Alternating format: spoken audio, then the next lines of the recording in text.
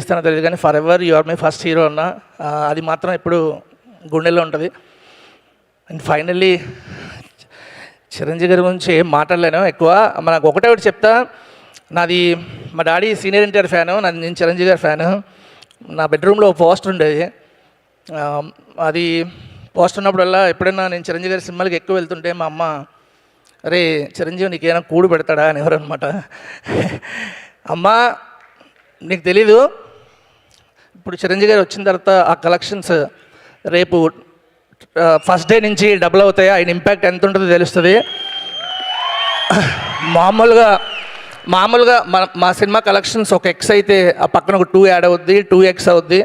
So ఈ cinema hit అవ్వడం వల్ల నా నెక్స్ట్ సినిమా రెమ్యునరేషన్ పెరుగుద్ది. చిరంజీవి కూడు పెడతాడమ్మా, hence proved. Thank you so much.